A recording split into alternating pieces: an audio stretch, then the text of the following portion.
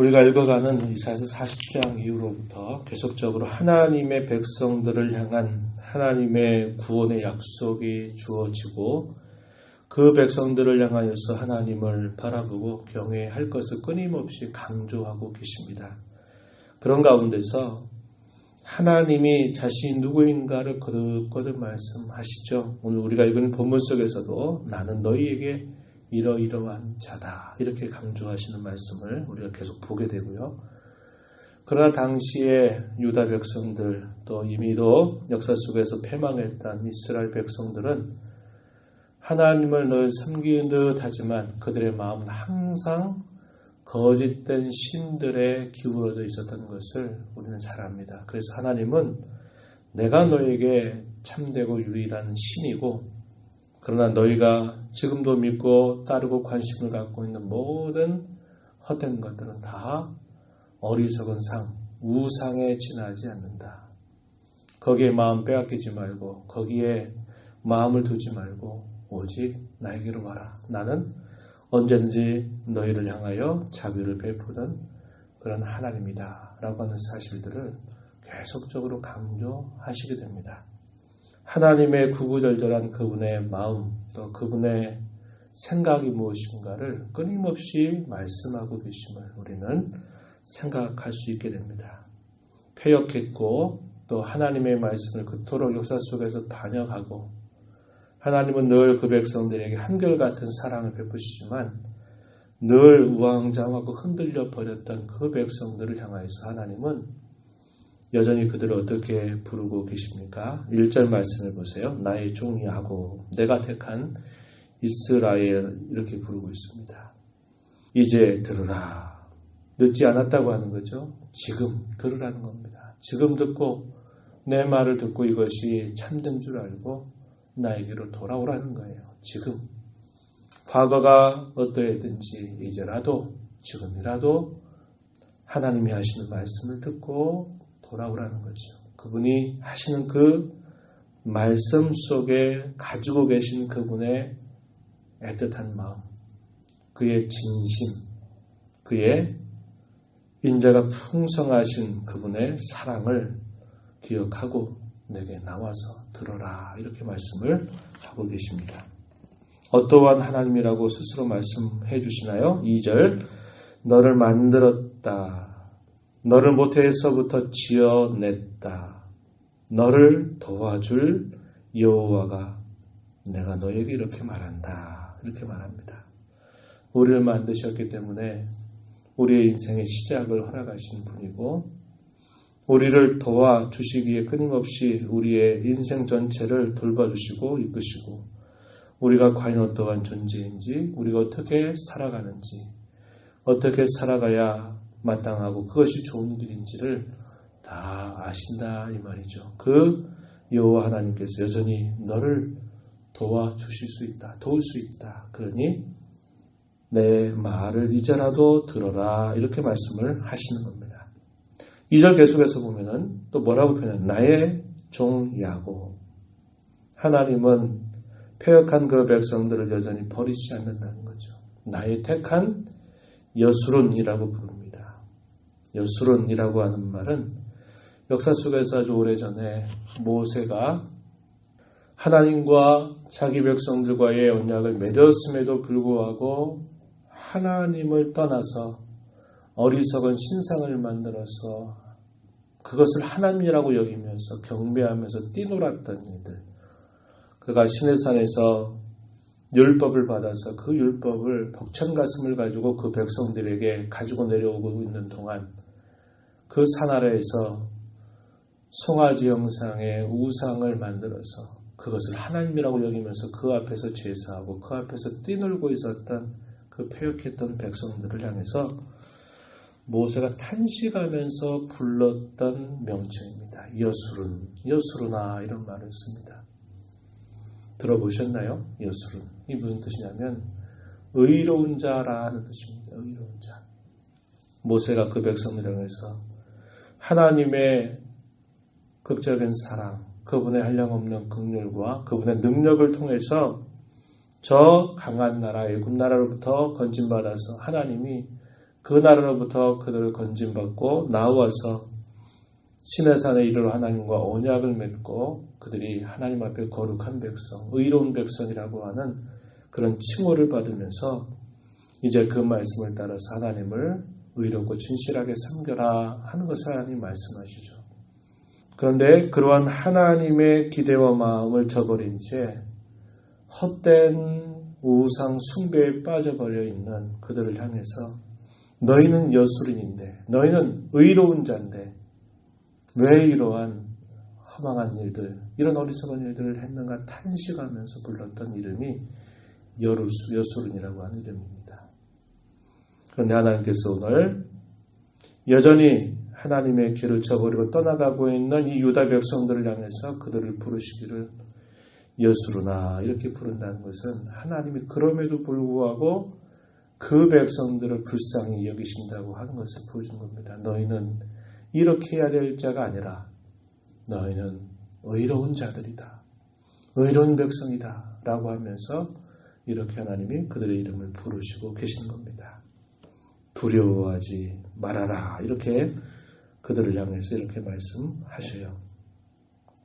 왜 두려워하지 말라 하시느냐? 하나님은 그 백성들에게 그런 모든 두려움의 대상들을 능히 제거할 수 있는 그러한 분이시기 때문에 그러하다는 겁니다.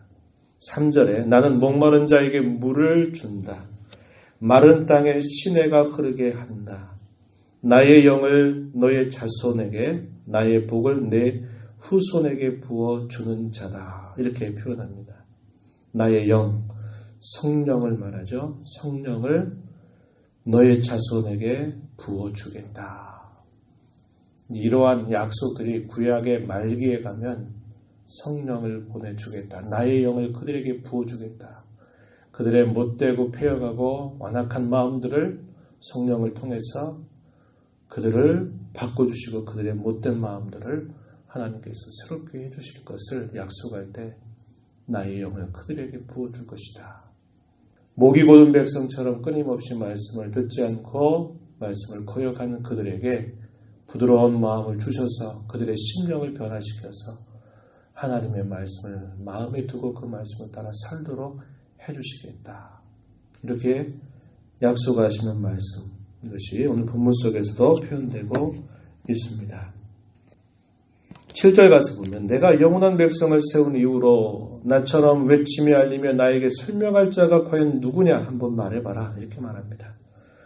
하나님은 알려주신다. 설명해 주신다는 겁니다. 장차 일어난 일들에 관하여서 분명하게 알려주시기도 하시고 설명도 해주신다는 겁니다. 누가 미래에 관하여서 누가 확실하게 표현할 수 있고 누가 알려줄 수 있습니까? 어떤 사람이 미래의 한 치 앞을 내다볼 수 없는 어떤 존재가 미래의 일들을 말하고 미래의 일들을 설명할 수가 있겠습니까? 아무도 할 수 없는 것입니다. 혹 그럴 자가 있다면 한번 말해봐라. 하나님 말씀하시는 거예요. 그러나 하나님은 예전에 행하셨던 일도 그들에게 말씀하셨고 말씀하신 대로 성취하신 분이고 이제 행하실 일, 장차 행하실 새로운 일들을 말씀하시고 그 말씀에 대한 구체적인 설명들을 다 해주십니다. 무슨 말일까요? 하나님은 과거뿐만 아니라 현재, 미래에 이르기까지 그 모든 일들을 주관하시는 분이라는 겁니다. 미래 일도 지어 만들고 말씀하신 대로 이루시는 전능자라고 하는 것을 말해줘요. 그러한 하나님이 여수로나 나의 택한 종 야곱아 내 백성아 내 말을 들어라. 내게로 나오라. 이렇게 하나님은 말씀하고 계시는 겁니다.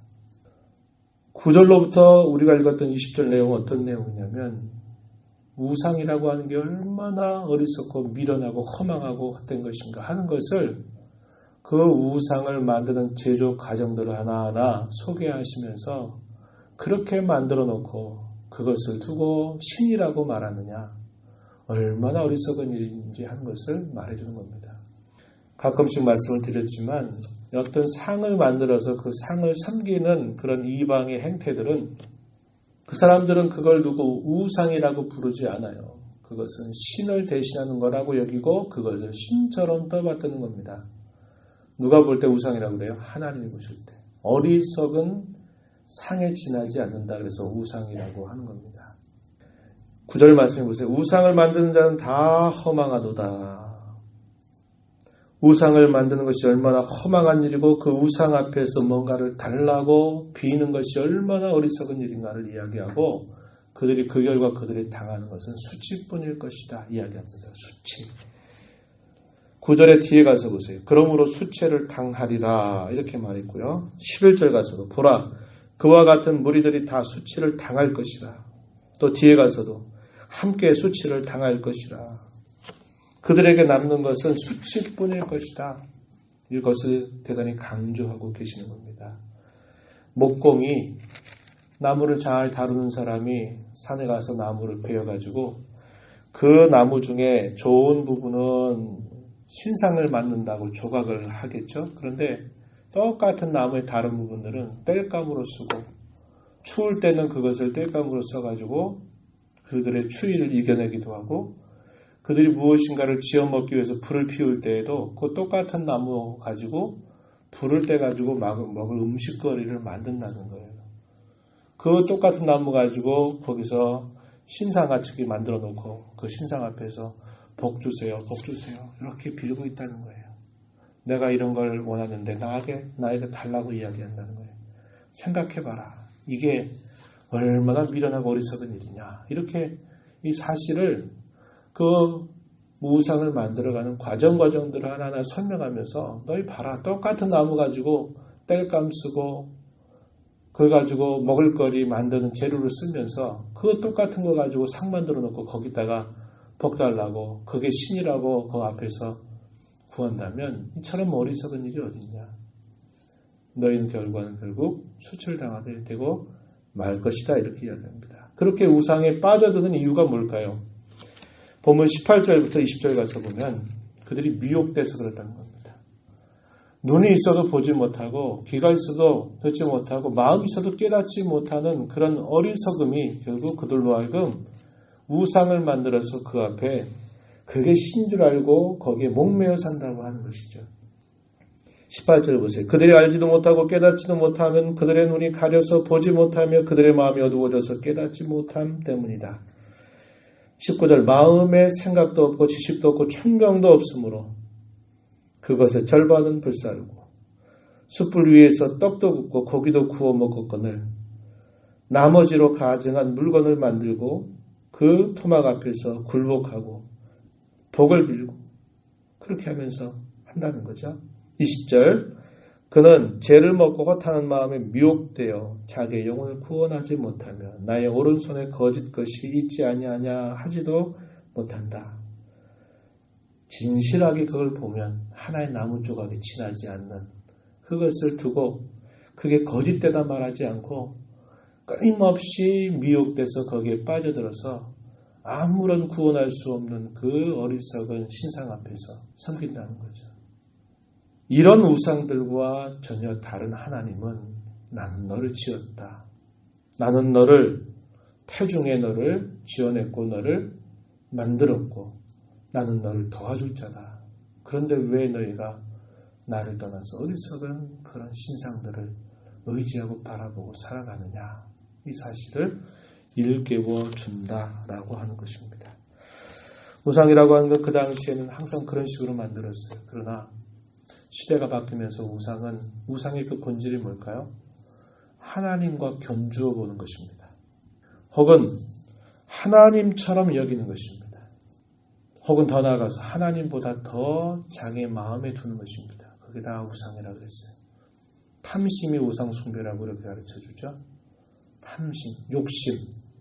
그 욕심 우리 마음속에 있으면 하나님도 그 욕심 때문에 하나님 이름 부르고 하나님을 자기를 위해서 도용해 먹는 그런 악행을 저지르게 되는 것입니다. 돈이면 우리는 그것이 우리를 정말 도와줄 수 있다고 생각하고 내가 얻고자 하는 그것이 뭔가 나에게 큰 도움이 될 것이라고 생각합니다. 하나님의 이름을 부르면서도 정작 우리의 마음이 그런 것에 마음을 두고 거기에 마음을 더 두게 되면 그게 결국 뭐냐면 우상 숭배하는 것과 똑같은 것입니다. 오늘날에 우리가 어리석게 뭘 만들어서 그 앞에 절하지 않으니까 나는 우상 숭배 안 한다. 이렇게 말할 수 없어요. 우리 신앙의 선배들은 뭐라고 이야기합니까? 우리 마음을 정말 진실하게 들여다보아라.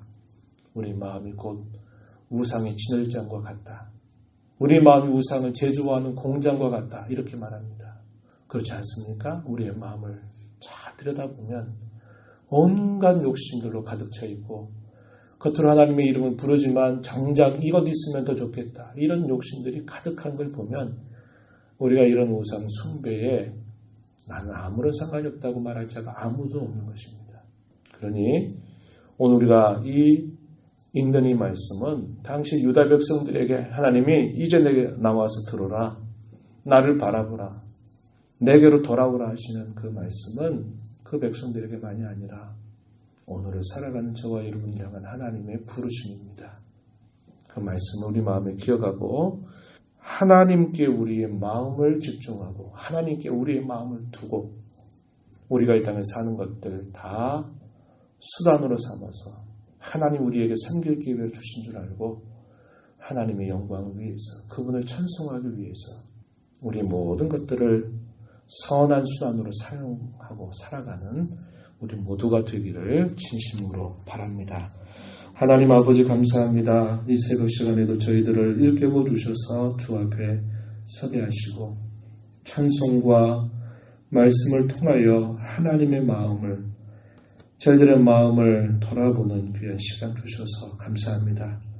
눈이 있어도 보지 못하고 귀가 있어도 듣지 못하고 마음에 깨닫지 못하면 항상 미혹에 빠져서 우상 숭배에 빨려 들어가면서도 깨닫지 못하고 그게 어리석은 줄을 생각지 못하고 끊임없이 그것에 도움을 구하는 어리석은 삶을 살아가게 됨을 봅니다.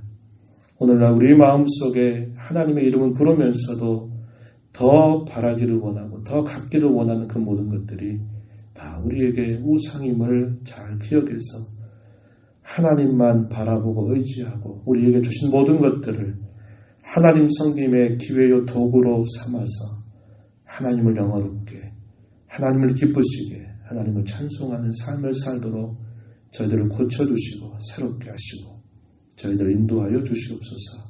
주의 면전에서 싸운 이 시간도 저희들 기도 가운데 하나님을 배우는 귀한 시간 되게 하옵소서. 예수님 이름으로 기도하옵나이다. 아멘.